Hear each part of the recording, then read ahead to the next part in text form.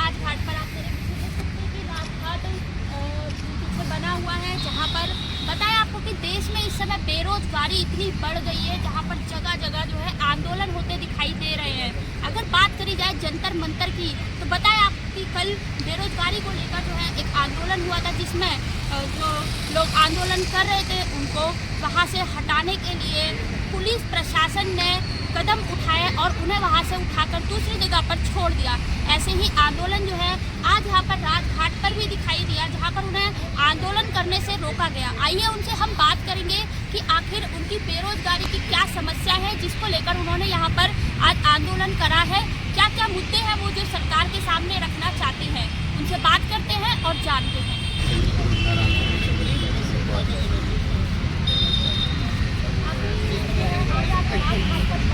क्या कारण है, किस कारण आज आप यहाँ पर? 3 सालों से देश में राष्ट्रीय रोजगार नीति कानून पास करवाने के लिए लगातार संघर्ष कर रहे हैं और देश भर के प्रत्येक राज्य से युवा 19 दिसंबर को कल 15 नवंबर को शुरू कर रहे हैं। और पिछले साल भी हमने रोजगार आंदोलन किया था, जिसमें हमने कोशिश की कि सरकार मान जाए और देश के 7 लाख जो भर्तियाँ हैं उसको भरे और देश भर के जो बेरोजगार नौजवान हैं उनको रोजगार दें।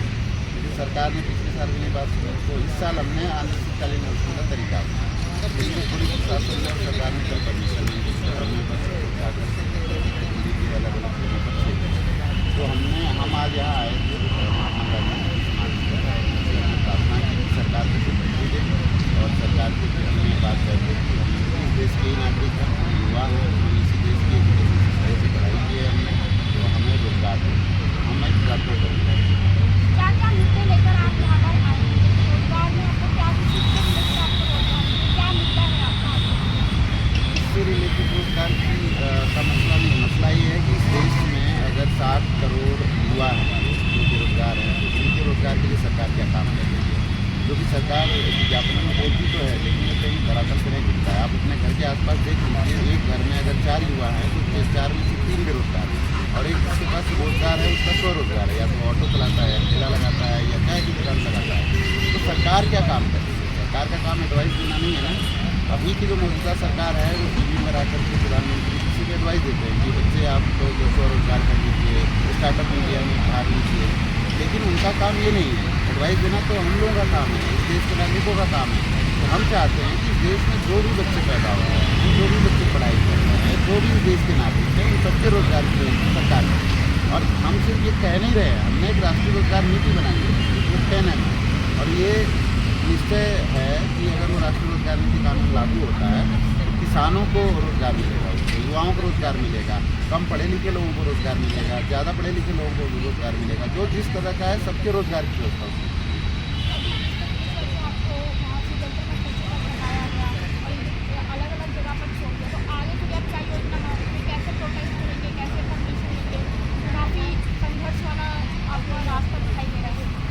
हम तो प्रशासन का पूरा सहयोग कर रहे हैं, सरकार का भी पूरा सहयोग कर रहे हैं। हमने तो कभी नहीं विरोध किया। भारतीय जनता पार्टी हम तो कह रहे हैं कि आज के प्रधानमंत्री जी हैं जो इस राष्ट्रीय रोजगार नीति कानून को पास कर देंगे, और जब वो पास कर देंगे तो हम लोग इसलिए मेरी क्या पहले जाएंगे। लेकिन जब तक ये पास नहीं होता है, अलग अलग तरीके से हम संघर्ष करते हैं। बहुत कम टाइम और आगे की रणनीति आज हम लोग बैठक करने वाले हैं और फिर इसको आज अनिश्चितकालीन अनशन तो नहीं हुआ, आगे की रणनीति तय करके इस देश के युवा हैं। अब हमने सोचा है कि राज्यों में बड़े प्रदर्शन करेंगे, सरकार की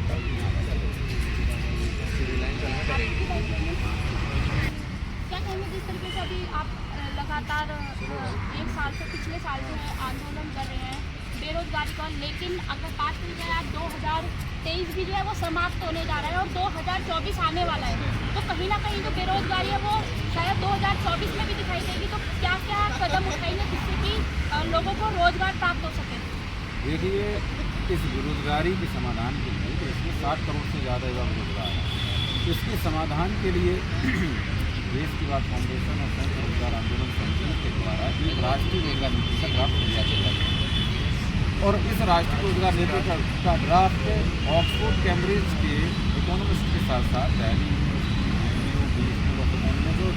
और देश भर के जितने भी साइंस यूनिवर्सिटी हैं उनके प्रोफेसर्स ने इस ड्राफ्ट को किया। इस ड्राफ्ट को हमने माननीय प्रधानमंत्री जी को पिछले साल भेजा हुआ है कि इस पे आप राष्ट्रीय रोजगार नीति ये गारंटी है देश के युवाओं को रोजगार की, इसको लागू करें जिससे कि चाहे किसान हो, मजदूर हो, चाहे बेरोजगार युवा हो, अशिक्षित हो, संगठित हो, असंगठित क्षेत्र में काम करने वाला कोई भी हो, उसको रोजगार की गारंटी दी। लेकिन सरकार ने एक साल में कतई इस पर ध्यान नहीं दिया।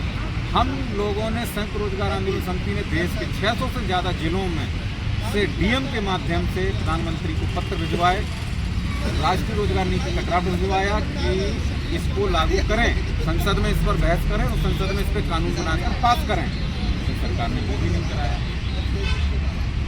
जब सरकार हमारी आवाज़ नहीं सुन रही थी, हम लोग कल जंतर मंतर पर देश के सैकड़ों लोग, हजारों साथी और सैकड़ों संगठनों के साथी कल इकट्ठे हुए जंतर मंतर पर, और सरकार ने पहुंचते ही हम लोगों को गिरफ्तार किया।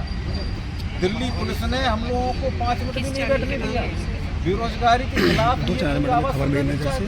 मीडिया को ये बता रहे थे कि आप इनकी खबर नहीं कर सकते क्योंकि इनके पास परमिशन नहीं है। जंतर मंतर पर कौन परमिशन लेता है? और हम लोगों ने तो कमिश्नर और डीसीपी, एसपी सबको परमिशन के लिए लिखा था, इन्होंने परमिशन हमें नहीं दी। आप ये बताइए, आज हम लोग प्रार्थना करने के लिए यहाँ पर इकट्ठे आए कि राजघाट पर बापू की समाधि पर हम प्रार्थना करें कि ईश्वर सद्बुद्धि दे हमारे प्रधानमंत्री को, केंद्र सरकार के मंत्रियों को। लेकिन यहाँ पर भी हम लोगों को नहीं बैठने दिया। हम लोगों से बोले नहीं, यहाँ पर आप बैठ नहीं सकते। हम यहाँ पे शांतिपूर्ण प्रार्थना भी नहीं कर सकते, जंतर मंतर पर शांतिपूर्ण धरना भी नहीं दे सकते, अनशन भी नहीं कर सकते।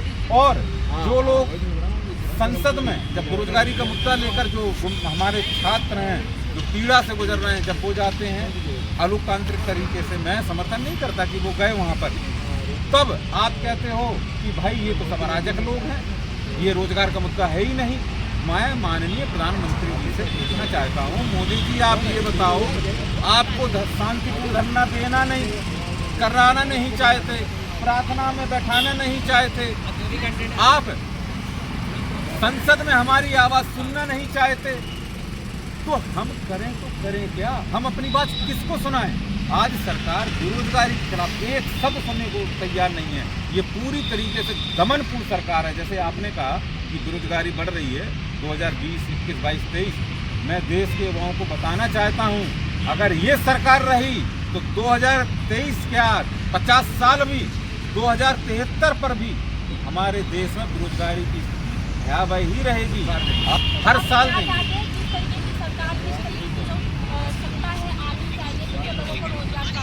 मैं आपके चैनल के माध्यम से देश के 60 करोड़ से ज़्यादा युवा बेरोजगार है, उनसे कहना चाहता हूं, जो भी जनप्रतिनिधि आपके लिए वोट मांगने आए इस लोकसभा चुनाव में, आप उनको ये बोलिए कि अगर आप राष्ट्रीय रोजगार नीति लागू करेंगे, कमिटमेंट देंगे, एजेंडा में लाएंगे, अपने घोषणा पत्र में लाएंगे, तो ही हम आपका समर्थन करेंगे।